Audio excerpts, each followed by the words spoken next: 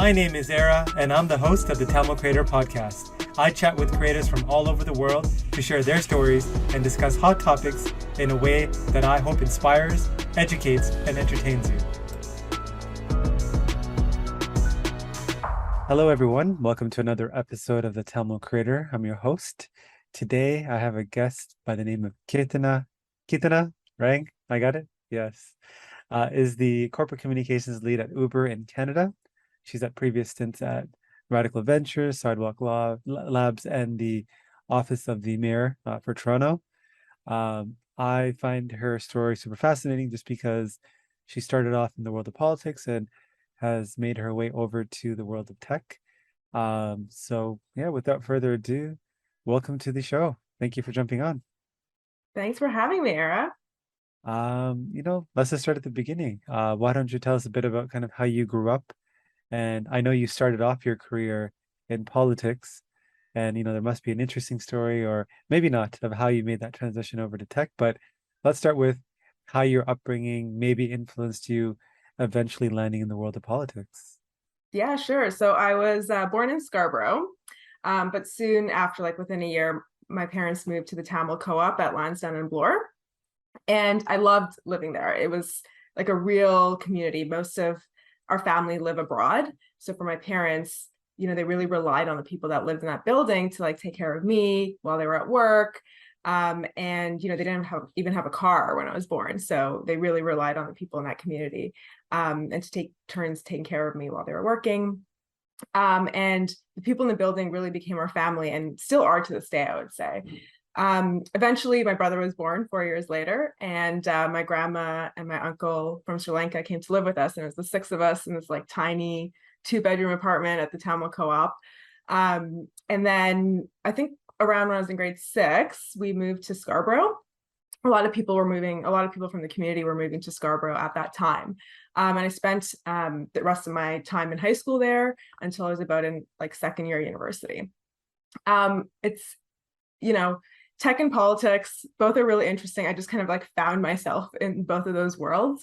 But I think for me, I found a lot of commonalities between the two.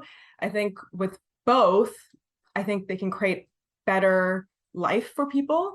Life can be better through both government policies, but also the tech that's introduced from these companies. But it could also be really complicated if people don't understand both. And it could even be like outright dangerous at times, And so I would say, like, for me, what I really wanted to do was figure out how can government and tech companies clearly communicate to the people that they're going to impact about what they're doing. Like every day, governments and tech companies are, introducing different products, introducing laws that affect us, and sometimes we don't even know what's happening. We're just expected to listen to the news and understand. And so for me, I think, a lot of it stems from my parents and our community being immigrants and English being our second language. And how do we make sure, they know what's going on and, finding the right resources to make their lives better. And so for me, that's really kind of how I got involved in politics and tech and more on the communications angle. Yeah, I know it's interesting you brought up because I know you specifically when we were talking, I guess leading up to the podcast, about your experience at that Tamil Co-op. And as you're speaking, it kind of reminds me of, I guess, when the Tamil diaspora started moving to different places, including Toronto. At the beginning, a lot of folks, obviously, like I would say most of our parents, didn't have much except the community. Yeah. And it's so interesting because even though, like, I guess the community at that time didn't have much, the sense of community was strong. And I think it still is, but it's just now, like, as we've kind of grown up and people have done well and people move to different parts of the city as their economics have improved.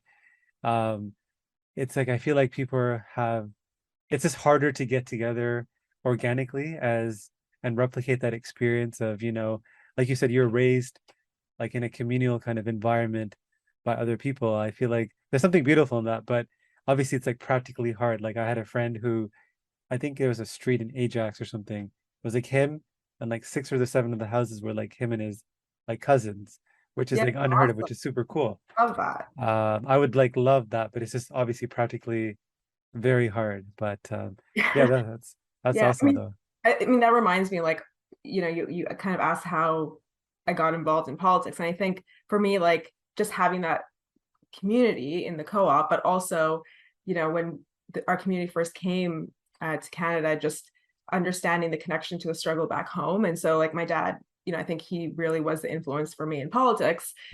He's an editor of a Tamil community newspaper called Ulha Tamilar. And so he, led a lot of the efforts in organizing a community for back home. And, my parents would take me to like protests all the time. And I would hear my dad like reading news on the radio at home. And then growing up in that environment, I kind of saw politics as public service in a way to kind of bring your community together. And so for me, that was like interchangeable. So when I thought of politics, it was like, okay, that's community, or that's how you bring the community together.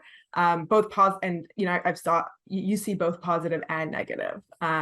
So I think for me, that was kind of really the beginning of me thinking about politics. I think somebody told me that because of obviously the situation in Sri Lanka specifically, where Tamils in politics was very tricky. Like, you could be in politics, but it's also dangerous. Versus when you come here, where it's Canada, where freedom is like you take it for granted, but it's like there, and it's like it allows people to take part in politics how they like. And that, I don't know if it was maybe like 10, 15 years ago, whatever, there was like a boom, or like I think that's continued, of Tamil folks being involved in politics. And I think that's part of it, as well as the fact that a lot of folks, specifically from Sri Lanka, not other parts of the world, were very restricted from participating. So yeah, so in terms of your, like, I guess, background, in terms of the different roles you've taken on, was there any kind of strategy to kind of, the different roles that you've played in, different organizations like the Liberal Party at both the Ontario and federal level, Office of the Premier of Ontario, Office of the Mayor of Toronto, or was this kind of more so you just kind of applied for different positions because you had an interest and one thing led to another? Like, how did this all come about? Yeah, I wish I could tell you there was like some master strategy, but I kind of just fell into a lot of it. But I guess I would be remiss if I didn't really talk about like high school years. Like I always wanted to be a teacher. I was like one of those kids where I was in high school and like had my life planned. I was gonna be a teacher, I was gonna be married by 22 or 23, like have kids by 26, like have a house in the suburbs, that kind of life plan. But then I was in like in grade 11, I took like politics and world issues and human rights as like electives. And I think it was like 2006, 2007. And the war back home was in the papers like every day. And one of the assignments that our political science teacher, Mr. English, gave us was to read the paper every day.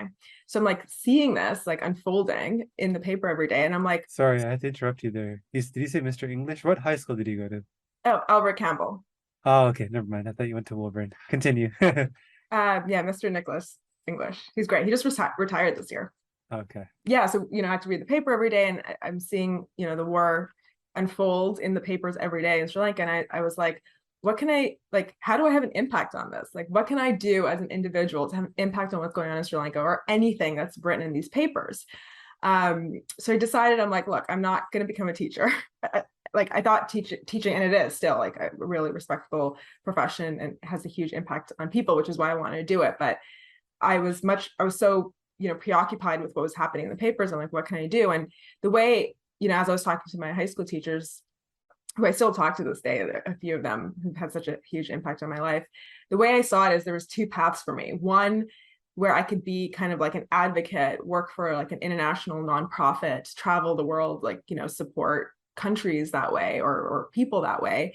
Or two, I could work in politics or in government and influence policy that way, and bring change from within. And when I was at university, I went to York University, and I got involved in campus clubs. So I got involved in War Child Canada and the Young Liberals of Canada, kind of like, the two worlds of international development and political science. And I did study both international development and political science, but I eventually, chose the path of politics. I think more just because of like the social setting. Like I just ended up developing really good friends in the Young Liberals. And that's kind of how I entered into the political world, through that Young Liberals of Canada. And it's kind of like a pool of young talent that, the party, the government can actually look for talent and bring them in through internships. You volunteer on campaigns. And so that's kind of how I got a couple of internships in the beginning. My first internship was with the federal Liberal Party when Michael Ignatieff was leader. So I got to go work in Ottawa. At the time, we were in opposition. And then that was my first year out of my parents' house. And then the second time, I got an internship in Premier Dalton McGuinty's office in government. And that was just supposed to be a summer internship, but ended up being kind of a 2-year, 3-year job until he resigned. And during your time in like these different roles in politics, how did you make that transition over? I think Sidewalk Labs was your first political related role. Was this something you planned, or just something that kind of happened and you kind of seized the opportunity? That one I definitely planned. So I worked in government and politics for 8 years at that point after the mayor's office. And I thought to myself, I'm going to get stuck in this world of government and politics and public service. I need to transition out to the private sector. As much as I loved working in politics and government, there's not a lot of money in the space. And you work 24/7. I was exhausted by the end of that. And, I got married while I was in the mayor's office, wanted to start a family. Politics is not conducive for that kind of world, as fun as it is. So I thought, okay, I need to go into the private sector. And, but I didn't want to let go of this city building aspect or community building aspect. And so I was thinking of, where could I go into the private sector that still does this? And I felt like there's only really 2 options for me. One was to work for a developer that was building affordable housing. So that's such a big topic in the city. At the time, it still is. And then the other one was Sidewalk Labs. I guess I'll explain a little bit about what Sidewalk Labs is for those who are listening. It was an Alphabet company, a sister company of Google, and they were looking to build a high-tech neighborhood down on the waterfront. And they wanted to use tech to solve some of the biggest challenges cities are facing, like affordable housing, like climate change, transit and traffic. And for me, while it may have, from the outside, it may look like a big transition from politics to tech, but it was actually really easy, because at the end of the day, this company was trying to work with government to build a neighborhood differently from what we were used to, the status quo. In fact, actually, the CEO was the deputy mayor of New York. And so the company was actually built, I would say, like half of people who worked in government at some point or in politics at some point, and then the other half were people who worked in tech.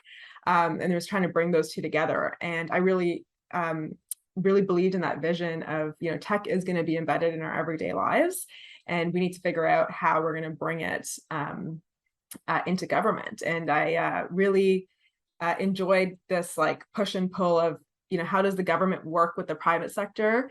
I really think the private sector is what pushes government to, think outside the box, push the envelope, think differently, that innovation that's needed. And private sector may push really fast, which is what I think Sidewalk Labs is trying to do. And government's role is, to regulate and make sure that, public interest is protected at the end of the day. And so there's that push and pull, which I really enjoyed at Sidewalk Labs.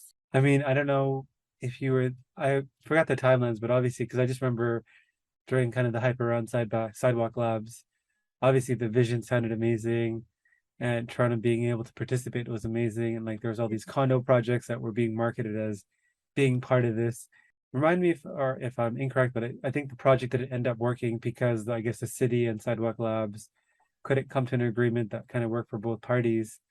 Do you remember what that issue was, if it was public? I actually forgot what the main issue around that was. So I was at Sidewalk for about 2 years. They actually came when I was in the mayor's office. They were around for 3 years. They left at the start of the pandemic. So you may remember a bunch of companies left right away in March. And at the end of the day, it was really, real estate forecasting of what the cost of this land was going to be. And so that's why they left at the end of the day. Got it. This episode is sponsored by nobody. That's right, nobody. So if you could be kind enough to hit that subscribe button, that would mean a lot to me. And then, so I guess after your experience with Sidewalk Labs, then you moved on to Radical Ventures, which I think was an organization around AI and just kind of investing in companies that were using that to solve world problems. Yeah. Again, how did that opportunity come about? Yeah, I can talk a little bit about that. So as you mentioned, Radical Ventures, largest venture capital firm investing exclusively in AI companies outside of China, which is really cool. It's head up by some of Canadians' biggest AI minds. Yeah, how I got there was it's all about networking. So when I was at Sidewalk, I worked closely with the head of communications at Google Canada, because I had to keep them, up to date on the issues that we were dealing with and any public communications. And he eventually moved on to Radical Ventures after Google, and he's a partner there. And so that's how I heard about this role. And so the role was the director of communications, and it was about supporting the companies that Radical Ventures was investing in. So they have about, I think 20 to 25 companies they invest in. These companies are all startups. So they have no product, right? We're investing in them so they can develop a product. So that means they definitely don't have any communication staff. They don't have a voice, no brand, no website. So my role really was to support them as, they got their feet under them. I was kind of acting as their staff almost, their one comms person until they could hire their own person or hire an agency to support them. We were like a full service VC firm. So there was me, but there's also someone who supported them in hiring talent, someone who reviewed their tech. So a full service VC firm. And I was excited about that VC. I was excited about Radical Ventures because I think VCs are like the closest thing we have to a crystal ball. They really look, 20, 30 years down in the future to figure out what tech do we need? What companies do we need? Thinking about solving problems like, most of us haven't even thought about yet, and filling in those gaps. So that was what was exciting for me. And, after I finished at Sidewalk and I want to stay in the private sector, I still want to explore tech. So which is why I went to Radical. And that's true, tech ecosystem in Toronto, right? Where you're like interviewing entrepreneurs every day, you're figuring out the tech from Toronto that's gonna thrive and make an impact years down the road. So that's why I went to Radical. I wasn't there for long. 2 weeks after I started, I found out I was pregnant. So I went on mat leave 8 months later. So that, I was only really there for 8 months, and then I took a 9-month mat leave.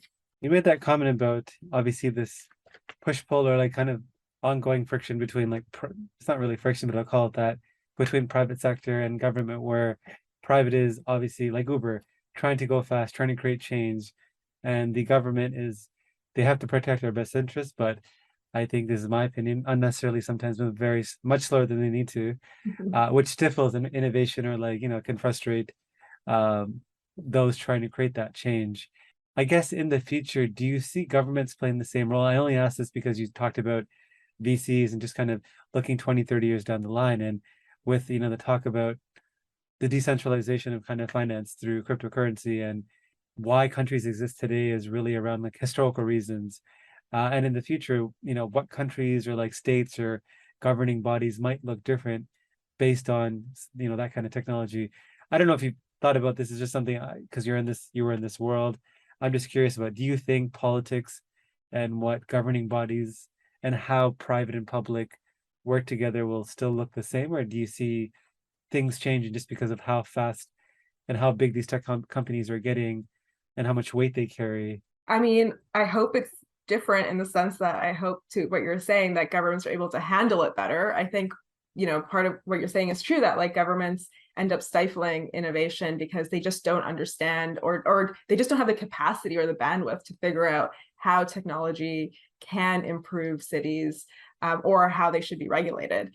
And I think I hope that we get to a point where governments embed innovation into its business, basically. So should we have a civic innovation office or chief technology office who is able to kind of find these technology solutions, get proactive, and figure out how to embed technology into the everyday government functions. And I don't think we're doing a good enough job right now. I think it's because at the end of the day, political leaders, they're only looking up until their next election, or maybe the election after that, and that's so short term. While tech is actually looking way further down the road. How are we going to solve these problems? Oftentimes, tech takes years to build, and they're in it for the long game. And some of them will not survive, and some of them will. And so, how does government keep up with that? And then the other thing I would say with tech also is, even though they're thinking about the long game, they're constantly innovating. I think about Uber, it started as a rides company, but now it's into, it was delivering takeout, and now it's delivering everything, like groceries, flowers, anything you want. And so, can government keep up with that as well? And I think the answer is no at the moment, unfortunately. I hope that's not the situation down the road, because I really do believe in government needing to be there as the regulation or the regulatory body to protect public interest, but I don't think they're doing a good enough job right now. I think you need to have some kind of check and balance system, and Mhm. government, even though they move very slow, still act or are supposed to do that. And I think they do that. Yeah, with Uber, I remember it's just the importance of storytelling and communicating your story, because I remember when Uber first existed and they were just going from city to city, just essentially asking for forgiveness. So we're gonna do this and we're gonna ask for forgiveness. And the story was, oh, with the taxi industry was, this is gonna be bad for everybody, blah, blah, blah. And reading this on the outside, I was like, oh, it was totally believable. But let me tell you, using the product uh, for rides and like Uber Eats, especially as a parent, it is a magical experience. And I'm glad that Uber, I guess the nice way of putting it is kind of push their way through and kind of got cities to agree to use them, I because mean, yeah, go ahead. yeah, like Uber is just a really good example of what you're talking about, because with Uber, it was a new idea, a new product, and there was no regulations around them. So it's not like they were doing anything wrong. There's no rules around them, right? So like cities had to figure out, how are they going to regulate Uber? And that's what governments are trying to figure out. And each city is going to look different, of course, because each city has something, is very unique. And some cities took longer. Some decided, no, we just don't want Uber at all. And I think, cities, some cities who were successful in bringing on Uber was more of like, well, this is happening anyways, so we need to figure out how we're going to regulate it to protect public interest and protect public safety. And so that's kind of like, I think governments who were successful in bringing Uber thought of it that way, where it's like, okay, it's happening anyways, so we need to put in laws like as soon as possible to make sure that it doesn't get out of hand. And I think that's where the success was. Well, where cities just banned it, that's not really thinking in the future at all, because it's not just Uber, there's Lyft, there's going to be other tech that's going to come up. And so how do we think about the future? And I think, to your point, like, this is the issue that governments are having. Yeah, I think it's also like in the case of Uber, like you were saying, it wasn't really something illegal. Maybe it was in the gray area, but it was more so kind of lobbying and pressure from existing parties that they were disrupting, which is understandable. That's their livelihood they're disrupting. And also like with Uber as an example, if you think of public infrastructure, how much time it takes, how long it takes, there's cities where I think they adopted Uber because I think number one, it allowed them to, sounds like we're doing an infomercial on Uber, but I actually really like the company. Even though there's some things they could improve on. But I think there's, cities where like they're planning out their transportation infrastructure by using Uber data to see, hey, where are residents actually calling Uber from the most and where are they going? So that kind of helped them plan out, I think it was their like bus routes or something. And Yeah, instead yeah. of, In yeah, Innisfil, Ontario, like was that it? Okay, yes. yeah, the population is not big enough to like build mass transit. Like Innisfil is small, but it's getting to a point where, there are a lot of people and there needs to be some kind of transit option. And so, rather than investing in buses, which still would not, or transit routes, which, there still would not be enough people to support a bus route, the government was like, why don't we just partner with Uber and like subsidize Uber rides for now? Like maybe the population will get big enough. And it's been extremely successful to this point, and they treat it like it's transit. And we actually say at Uber, like, one of our goals is to tackle private car ownership. Like, we, rather than, especially in dense areas, rather than people owning vehicles, could they use an Uber? Could we partner with transit so that we, do those like last kilometer options where, you can get to a transit stop and then Uber, 5 minutes to get to where you need to go. In other cities, we're incorporating like people where it's e-scooters are popular, like e-scooters, bike share, so that it's like a full mobility package for people to get around their city rather than needing to own their own car. And I think that's like a really cool way of doing it, like partnering with transit companies, partnering with other micro mobility options to get around the city. I have one beef with Uber, which is they need to improve their option for parents because Okay. taking two kids under the age of, well, they're two, Mm, with an Uber is practically impossible without like a car seat option or whatever it is. But anyways, yeah, you're challenging. in terms of, I guess, your day to day, um, as corporate communications lead, like what does it look like typically? Maybe it's not the same day every day, but like maybe try to describe your typical day as possible. Yeah, so I started at Uber in January. So it's only been about 6, 7 months, and I've been having a lot of fun. Uber is obviously like mobility. Everyone knows about the rides business, but Eats is really growing. So not just takeout, but like delivery as well, groceries, other items. And there's a lot of interaction with government because they regulate us. So my day to day is all about planning our public communications for rides and Eats. So I hold the pen on our editorial calendar. What are we announcing? When are we announcing it? Making sure that it fits, but also making sure we're hitting kind of like our big themes of we want to talk about safety, we want to talk about sustainability, we want to talk about new products, new features, new partnerships. So I'm often working with our different operations teams, both on Rides and Eats, to see what new app features they have coming or new products. But I also manage the issues for Uber. So I deal and I interact with the media. So I handle all their media inquiries. So on a typical day, I have meetings trying to figure out, basically trying to get these announcements out the door. Every week I try to have something that gets out the door. But then if I get a media inquiry, usually it's a 24-hour turnaround. So I have to get that, I have to get the business around that media inquiry and get it out the door as well. What you described sounds like a lot of work. Is this like, do you have a team that you've kind of hired or built out to help you support doing all this work, or? Well, Canada's really unique. The US has like a ton of communication staff. In Canada, we just have one person, and that's me. Oh, wow.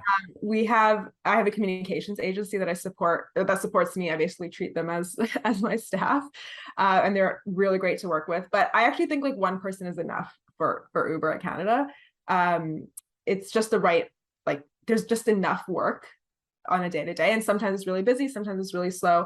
The other thing is, because it's a global company, oftentimes whatever I'm dealing with here, someone else in another country has already dealt with, so I can reach out to them. They can send me their plans, how they responded, and I can just kind of work off of that as well. Well, I mean, we talked a lot about your, I guess, your professional career in terms of how you make your day-to-day living. But in, addition to kind of the impressive career you've had in politics and now in tech, you also do a ton of volunteering, especially in the Tamil community. And, a big project coming up in the community is the Tamil Community Center. And maybe for those listening that we're living under a rock and don't know the project, you can explain what that project is and like how this project's going to really fulfill a lot of our community needs, and especially like what role you're playing in driving the project forward as well. Yeah, so the Tamil Community Center has been, I think, a dream for the community, since we've been here. It's really about having, a place, a space where we can celebrate what it means to be Tamil, and we've been wanting that for so long. But I think it's really the right moment for the community right now. We've been here for, 30, 40, 50 years. Our community is really well established. We're in every industry now, in Canada. And now it's really about the next generation. I think about like my daughter, she's Tamil, but she's also half Dutch. And so my biggest regret in life is not speaking Tamil. So I'm like, how is my daughter going to know about us and our people and our language and our culture and our heritage and where we're from? And I think a Tamil Community Center is going to be amazing for something like that. Not just for my daughter, but all of our children. And so for me, the Tamil Community Center is going to be an inclusive, safe space where there's already so many community organizations in our community doing amazing things. This is going to be one hub where they can all come and provide programs and services to our community, and it's going to be changing needs over time. There'll be a gym, outdoor playing fields. There'll be a library, an archival space, an auditorium. Of course, for our community, we love an auditorium, but also multi-purpose spaces for things like dance studios, mental health services, networking opportunities. But we also hope that the community center will be a really great resource for other racialized communities, Indigenous communities, Black communities that are going to be in that space as well, who face similar challenges to what we face and can use that community center. The community center is going to be at 311 Staines Road, which is in Northeast Scarborough. So there are there's a huge Tamil community there, but also a big Indigenous and Black community as well. So I think it'll be a great resource for them too. I've been supporting this project on the communications side as well as government relations. So for communications, again, similar to my job, any public material coming out of the community center, I've always taken the first pen at it, the first draft for the board to review. And then on the government relations side, because I did spend so much time in government, I do have a lot of relationships and connections. I've used that to help secure the land for the community center through the city of Toronto at 311 Staines Road. That's a $25 million piece of land that we are renting from the government, leasing from the government for $1 a year. And also helped land $26.3 million in funding from the provincial and federal governments. So that's kind of the two big roles I played for the community center. And then just now, like, ongoing government relations, as we're going to start working through the municipal approval process soon. So you didn't do that much then. It's a small but mighty board. In terms of the actual completion date for the community center, when is it expected to be live and available for people to start making use of it? Did you know that every time you left a 5 out of 5 review for this podcast, a Tamil parent lets their child pursue a career in the creative arts? Okay, that's probably not true, but if there's a chance that it is, do you really want to jinx it? Leave a review. Do it for the young creative in you. Yeah, we're hoping we can break ground next summer, and then 2 years after that, so 2025, 2026, we can be open and we can use it. We've got a lot of work to do before then, and we really need the community involvement. At the end of the day, I always say the board is just building a building. It's going to be the community organizations already out there in the GTA doing this amazing work that are going to come and figure out how we're going to use the space. How are we going to program it? How are we going to attract people here?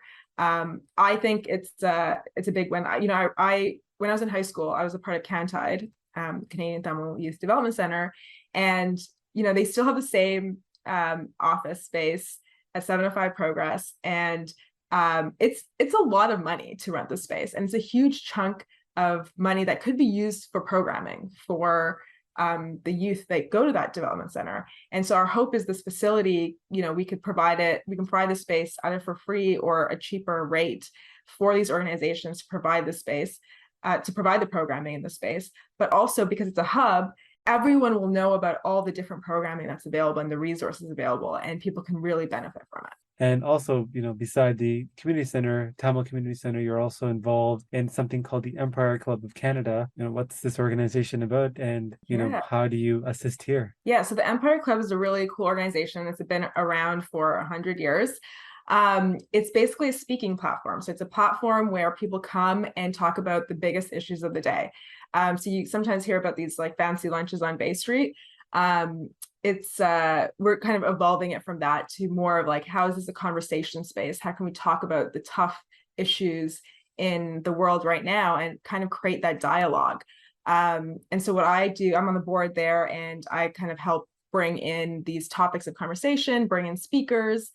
For example, just earlier this year in February, I hosted a event on the waterfront of Toronto. And, obviously because of my work at Sidewalk, I was very interested in, I brought in the CEO of Waterfront Toronto, the president of George Brown College, Deputy Mayor Anna Bailau, and they had a conversation of what is the future of the waterfront going to look like, now that Sidewalk Labs is not there. What are the plans? What's already happening that people don't know about? What's going to be happening over the next 5-10 years? What can we be expecting? And it was a really great conversation. And so similar to that, lots of every week there's something happening at the Empire Club about a conversation that's very timely. Based on everything you're doing and your personal commitments, how do you fit sleep in there? Very good question. When I worked in the mayor's office on this strict schedule. He would sleep at 11:30 and then wake up at 4:30, and somehow my body has been used to that. And now I'm also I wake up at 5, I sleep at 10:30.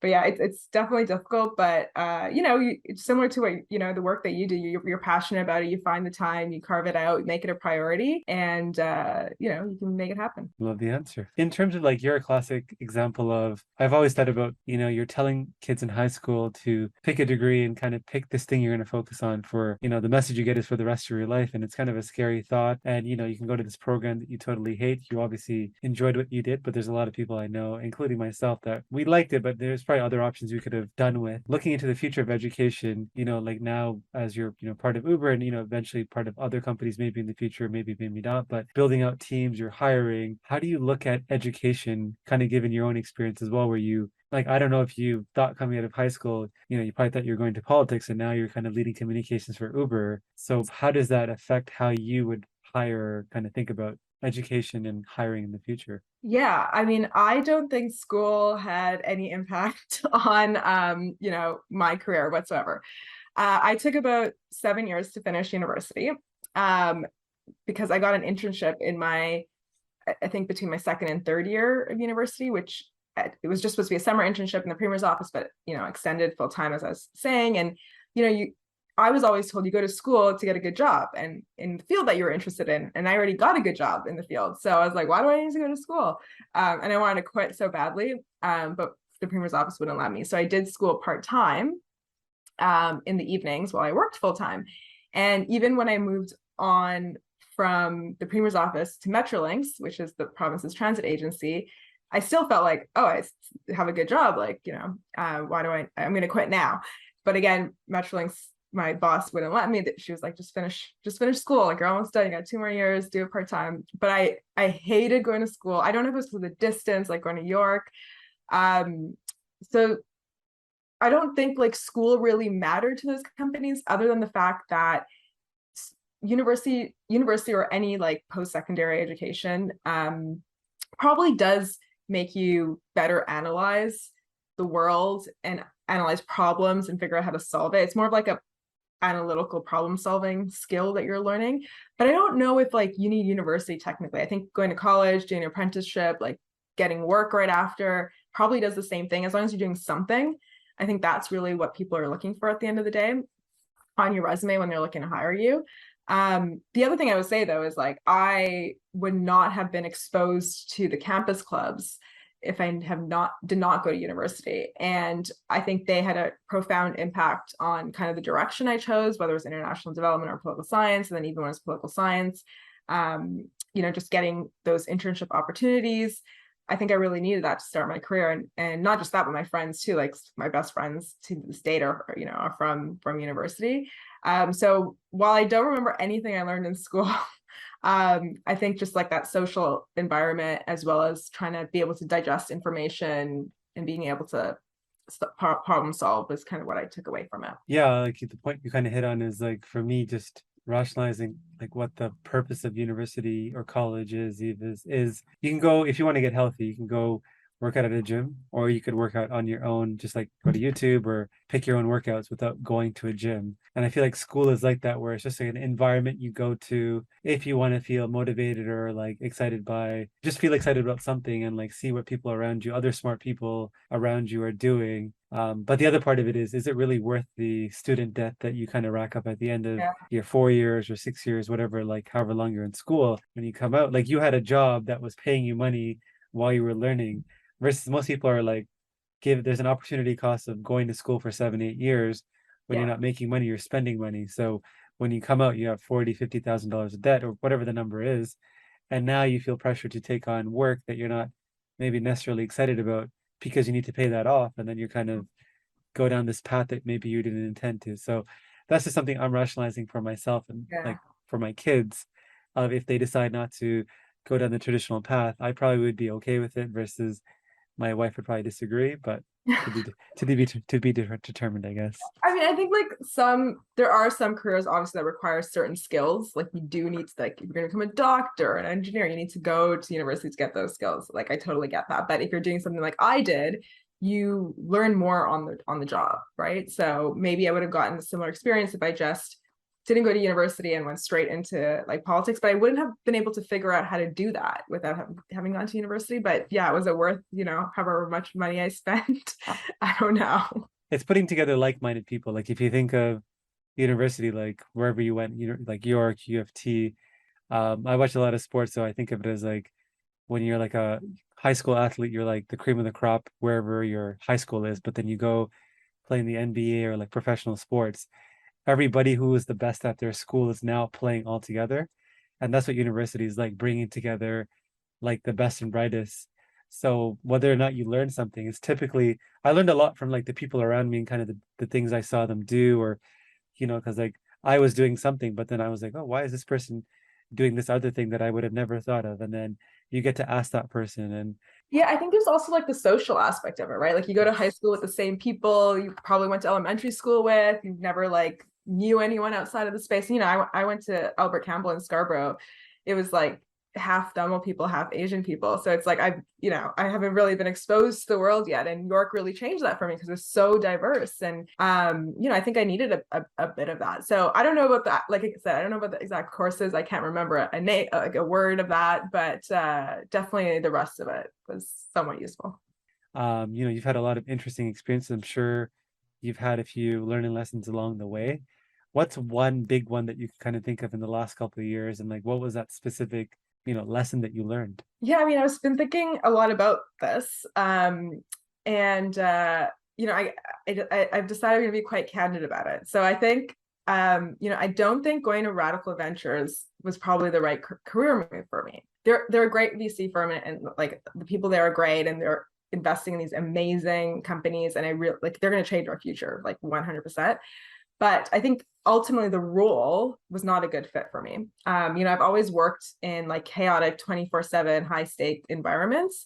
And this job was very different. And but I felt like I was kind of stuck because I became pregnant and I was like, I need to get maternity leave from the government. And so, I was talking to my old boss at Sidewalk Labs while this was happening, and it just like feeling uneasy about it. And he was telling me this thing about how like in life there are different seasons. There are different seasons in your life, and this is probably like where you need to be right now, is what he was telling me. And now that I look back on it, I think he was absolutely right. It was, I started at Radical just like 2 or 3 months after the pandemic hit. We didn't know how long it was going to last. I just became pregnant. I was really, really like sick. And so probably having a job that was like super chaotic, as the previous decade of my life was just not going to was not going to be okay during this time. And so I think like Radical was just the right speed, just what I needed at that time during the pandemic, having a baby, the supportive colleagues at the time, and not needing to go to the office, like being at home, all that was like really needed for those 2 years. And then, once I had the baby and we were settling into our new lives and the pandemic eased, I was approached by this job at Uber, and it was, again, just like the right time, the right season, as my old boss says. And I think like it's absolutely right. Like now we're in the groove of things. Now I'm back into that like fast-paced environment, and it's just right. Looking back at, if you had a chance to go into a time machine and visit your 16-year-old self, what would you tell her? I was like really, I think I mentioned earlier, I was like very planned out my life. I was a little bit like, yeah, I was very like, I'm still am very super organized. I plan everything to the minute. I put in like I drive my husband crazy. I'll like put in my schedule, like get up and have tea, like, shower, like I put everything in my calendar. So super planned out. I knew what my life was going to be like. And I think if I could tell my 16-year-old self is to relax. Like it's going to be fine. You don't need to plan everything out. And that like life happens, as they say, when you're busy making plans, and you're going to miss out if you don't pay attention. And even though I do plan out my days like crazy, every hour, every minute of my day, I think I've let go of this like year, months out planning, years out planning, and just going with the flow. And I've always gone with the flow, with my career and with my life now. And so far, so good, so that's what I would have told myself. As a fellow power user of Google Calendar, there's a freedom that comes with having a schedule. or routine. Yeah. So don't let them hate on you. I always say if it's not in my calendar, it's not happening. No, So 100%, 100%, yeah. Like I have like I got my wife into it, like where we share calendars and like not everything, but like it's just so we don't overbook or like when you agreed. visually see your day or like 100%. your week, you're like, oh, this is crazy. I don't think I'm gonna do something on Sunday. I'm gonna just relax Yeah. because we have this going on the rest of the week. So yeah, I fully agree with you. In terms of, I guess, looking forward, so your personal legacy, how would you want to be remembered by your friends and family? Well, first and foremost, I hope I'm remembered as someone who, loved their family and their friends, someone who was always there for them and cared for them. But from a more broader perspective, I hope, people remember me as someone who cared about their community. And, whether that's TCC or through work or other volunteering projects. But I just want to be remembered as someone who cared about their community, but also got other people involved, and got people involved in their communities. Because, I just want to leave our corner of the earth a better place for my daughter and all of our children. I think that's a team effort, that we all have to participate in. So whether that's like, like in our community here in Bowmanville where I live, we do uh, like litter cleanups, or we're getting the community involved with the TCC, just getting your neighbors involved in kind of taking care of your community. I think that's what I hope to be remembered for. Oh wow, you live in Bougainville. My best friend lives there, and I hate that he lives there. It's like so far. But it's right off the highway. It's I always so say far. it's the first small town outside of the GTA. Like we have a downtown, like you can, it's a 10-kilometer radius. You can walk everywhere. It's not like a sprawling suburb. I feel like where I live in Mimico, and going east to Scarborough to visit my parents Uh, is like what should be like a 20, 22 minute drive turns to be like a 45, 50 minute drive. And I Bougainville is like an hour and 30 or like, Oh no, totally from Mimico for sure. I basically don't like if you're in the West End, like it's hard to come to the East End. If you're in the East End, you don't move. yeah. Like I basically don't go west of Ossington. I guess a follow-up to the personal legacy question is, Yeah. how would you want your daughter to remember you? Money can be hard to come by, but here's a $100 opportunity for you. Join my free newsletter for free exclusive content and a free chance to win $100 when I hold special draws. Did I mention that it's free? Well, it's funny you say that because while I was pregnant and while I was on mat leave, the TCC stuff was getting crazy, like the Thelma Community Center, because we were just securing land, we were just getting funding, and like we were actually going to have this big press conference, which was like a year ago, and my daughter was like 4 months old, and she was born with some health challenges, so we were dealing with that, and my mom's like, she's gonna she's gonna be so involved in the community because she always has been involved in the community since she was like since you were pregnant and then during mat leave. The TCC basically became like a part-time job while I was on mat leave, because I had some extra time while the baby was napping. I spent so much time working on the project. So I hope, I hope the same thing. I hope she remembers me as someone who, like, yes, I'm a mother, but also I got to like do really cool things, like work in really cool jobs, cared about the community, cared about making like life better through technology, through public service. And I hope she sees me more than just a mother, as someone who, wanted to make life better for people. Well, that's a good segue into the final segment of the podcast. It's like a fun speed round I like to call Creator Confession. I'm going to say a bunch of statements, and I want you to give me the first answer that pops to mind. Ready? Okay. Is it like one word, or is it just No, just it can be a short answer. I won't restrict you to one word, and that would be ridiculous. Favorite Tamil food? Nanda curry? Something that scares you. I was gonna say spiders is the first thing that came into my mind. I like freak out whenever there's a spider in the house. My husband says I only keep him around to deal with spiders. But yeah, that's a big issue for me. Insecurity that you have.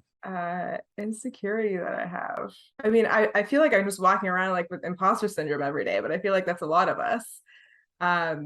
People like require you to be, you get a job and you're known for the skill. So like I get hired for like issues management, and then an issue comes and then people are like, Keerthana will solve it. And I'm like, well, it's an issue. I can't solve it. So yeah, I mean, I always fear whenever I get like a media inquiry or an issue to manage, and it's like you can never manage an issue well. Like it's always going to be bad. But people expect you to do all these like crazy things to make this issue go away. So that's always kind of like an imposter syndrome insecurity thing that I have. Favorite show you're watching? Okay, so I actually don't watch a lot of TV, but I am. So since my husband's been away for the last 2 weeks, I've had a lot of time on my hands after my daughter goes to sleep, so I'm housebound, and I started Succession, which has been interesting. My problem with it originally was kind of like my problem I had with House of Cards, which is that there was like no good person. Like you couldn't relate to anyone, you couldn't like root for anyone. But I found Succession to be actually quite funny. Like it's quite comical. So I've been enjoying. I've heard that recommendation. A place you're itching to travel to. I want to go to Curacao. I've been there once before. It's a Dutch island in the Caribbean. We were supposed to go in January 2022, so this year, but then Omicron happened, so we couldn't go. I always like to travel like in the January, February months because it's so depressing here in Toronto. Yes. Like it's so dark and snowing and it's cold. So Curacao. A fellow Tamil creator you want to give a shout out to? The first person that comes, well, it's two people that come to my mind that I work on with the Tamil Community Center. Our chair Siva Vimalachandran and our board member Nedra Rodrigo. They're kind of like the people I tag team with for the community center to get things done. Both really incredible people in the community. Not just in the community center, they both do a bunch of stuff. Yeah, Nedra for sure. Yeah. Favorite childhood memory? My parents used to always take me to Center Island. There's like an amusement park there. So that was really fun. I've started going back to the island as like an adult now, and I actually just took my daughter during the summer, and I was just like flooded with memories of the different little the rides. It's so funny because when you're a kid, these rides seem so big, and then I was there as an adult. I'm like, these rides are tiny. But yeah, the island. Something you like to do for fun outside of work? That's a great question. What do I like to do for fun? That's a great question. I don't have a lot of time on my hands now that I have the baby. I'm sure you understand having two kids under the age of 2. If I'm not working or not volunteering, not hanging out with friends, not hanging out with family, I'm often outside, like going for a walk, or working out. There's like the 2 other things I do. And then I like to read before I go to sleep. Yeah, walking is a new habit I developed over the pandemic that I've stuck to, and it's That's amazing. good. Yeah. Good. And Mimico like has a lot of, I think, like parks and stuff around there now, like down. Yeah, I have like some like trails, or like not trails, but like walks that I do like at night that are like by the water or like around the neighborhood. I podcast and I walk, so like it makes it easy. Yeah. Favorite movie of all time? The Greatest Showman. Who's in that movie? Hugh Jackman's in Oh, it. right, yes. Okay, I remember. I didn't watch it, but I've heard it. Excellent. I mean, you have to like musicals though, so. That I don't, but maybe I'll give it a shot. A purchase you've made that you've splurged on recently in the last few years that you have no regret about?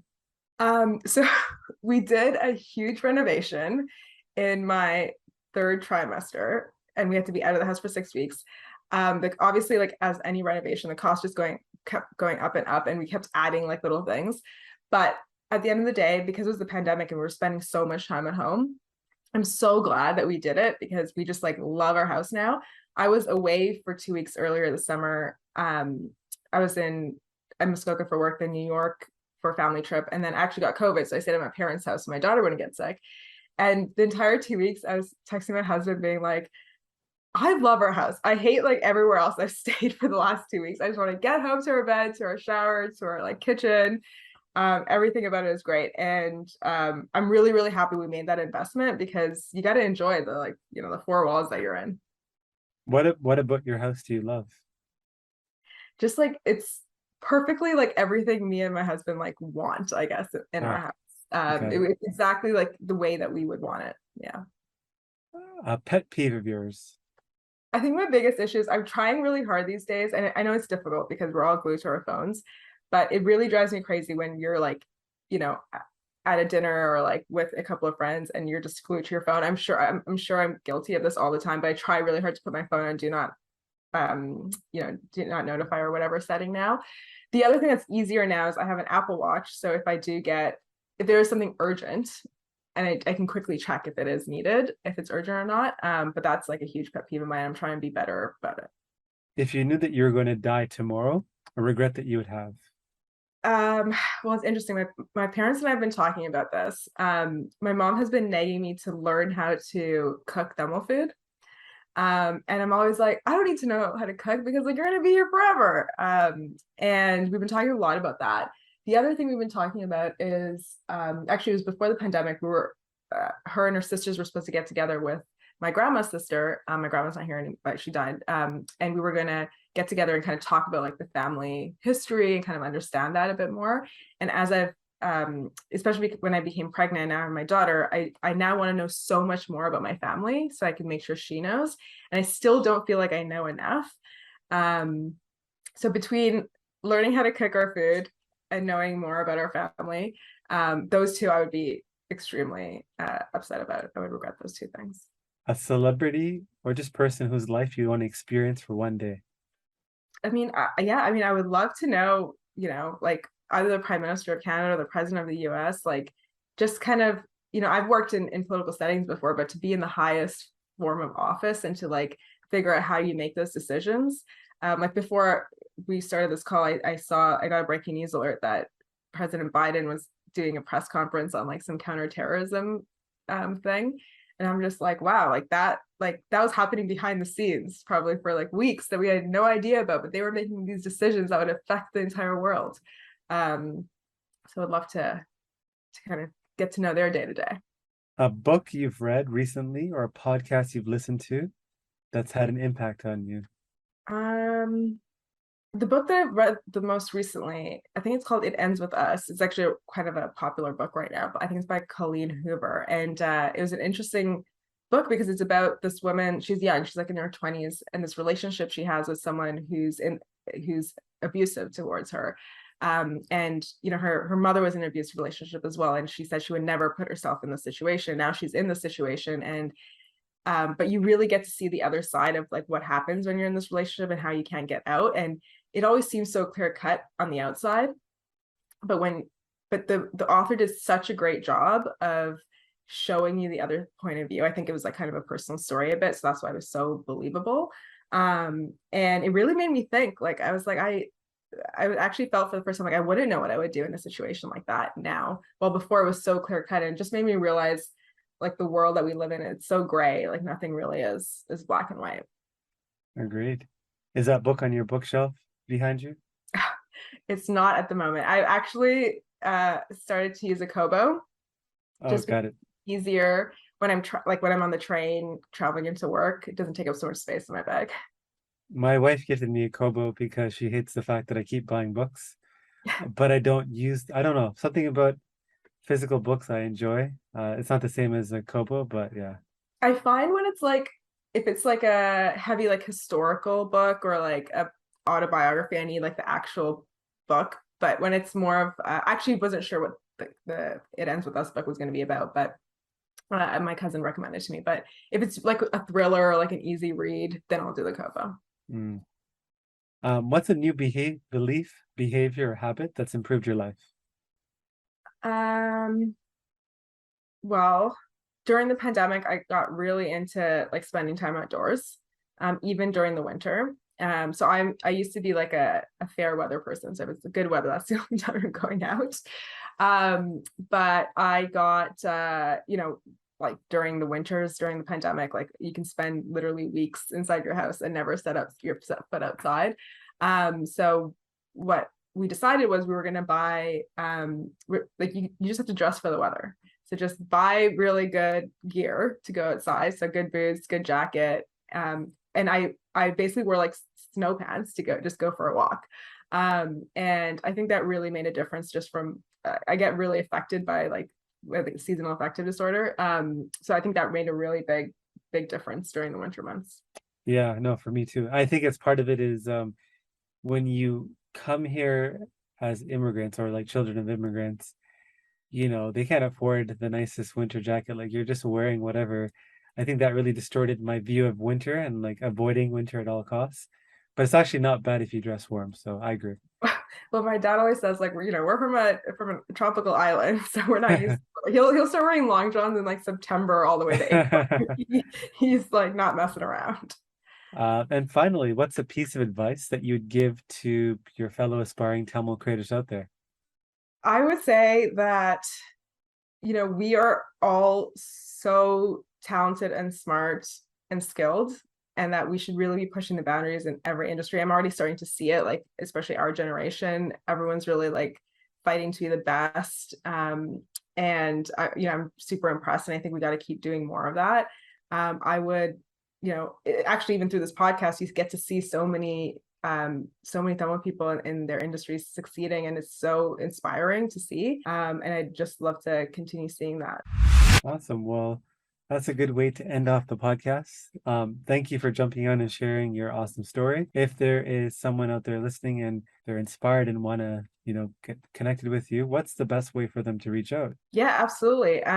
Probably like if they're on social media like Twitter, Instagram, totally open to connecting that way, but they can also email me at keerthana.rang@gmail.com. Awesome. Well, Keita, thank you again for jumping on. And for those of you listening, appreciate you guys as always. And on to the next episode. Thank you.